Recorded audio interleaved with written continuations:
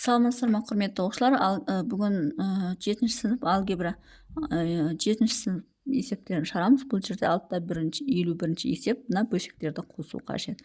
Бұл бөлшектерді қосу үшін мынаның өзі бізде а квадрат минус б квадрат береді. Яғни осының өзі бізде x плюс 3 x минус 3 деп осылай екі жақшаға шектеледі. Демек, мына екеуі де осы жерде бар. Демек, ортақ бөлімге x плюс 3 пен x минус 3-тің өзін аламыз. Яғни ол бізде x квадрат минус 9 деп те айтылады.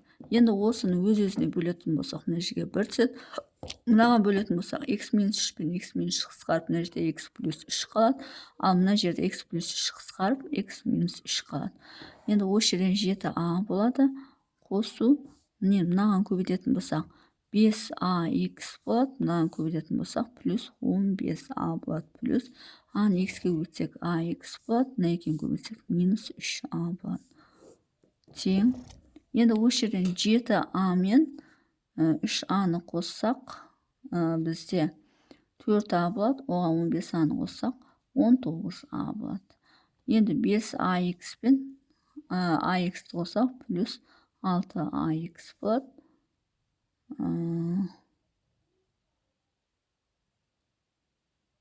Қосылы ғой деймін.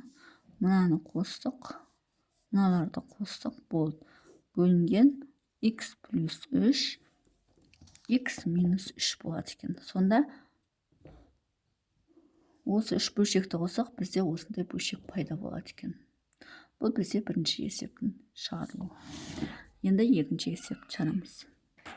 Екінші есепте 4 бөлінген x плюс 2 қосылған 3 бөлінген x минус 2 минус x плюс 2 бөлінген x квадрат минус 4.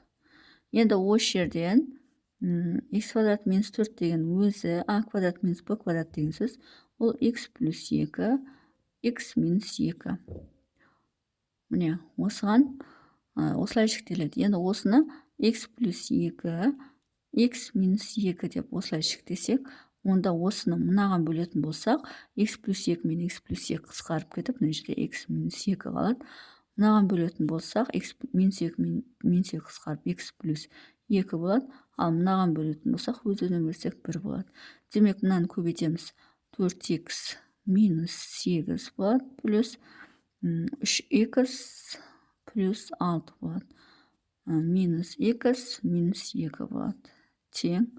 Енді осы жерден 4x-ке 3x-ті қоссақ, бізде 7x болады. И оған азайтсақ, мына жерде 6x болады.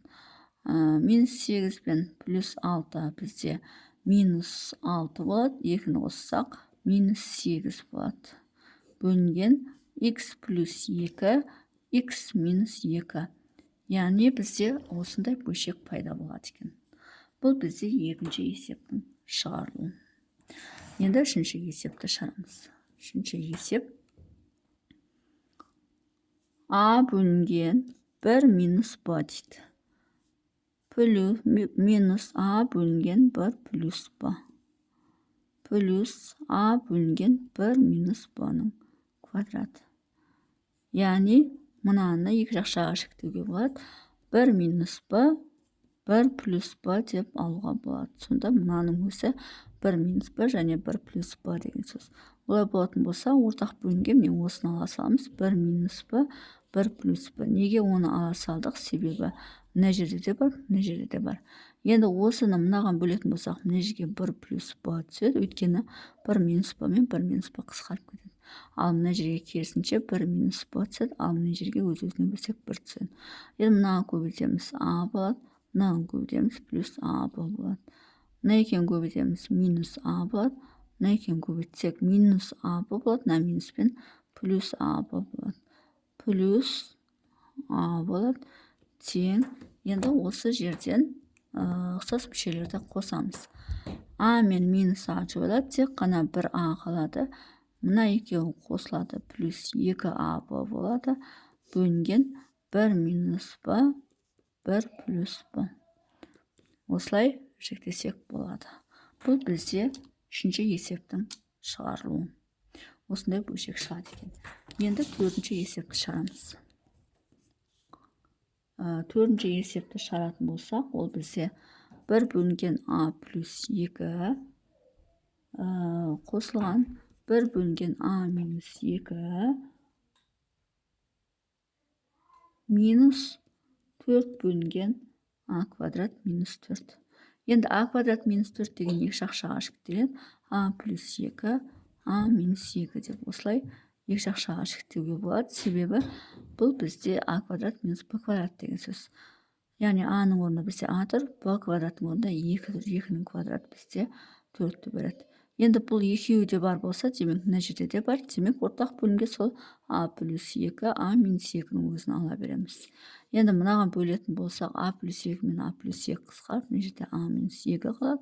Мына жерде керісінше а плюс 2 қалады. Мына жерде өз-өзіне бөлсек 1 қалады. Енді мына жерде а минус 2-нің өзін жазамыз. Плюс мына жерде а плюс 2-нің өзін жазамыз. Минус 4, 1 минус б, 1 плюс б. Міне осындай болады. Енді а мен а қосылып бізде 2а болады. Минус 2 мен плюс 2 жойылады. Минус 4, енді мына екеуін көбейтетін болсақ, 1 минус б квадрат болады. Бөлінген а плюс 2, а минус 2. Минус 2. Енді мынаны осы күйінше қалдыруға да болады, немесе жақшаны ашып жазсаңда да болады. Сонымен есептің шығару жолы осындай. Егер есептің шығару жолы түсінікті болса, лайк басып, комментарий жазып, каналыма тіркеліп кетсеңіздер болады.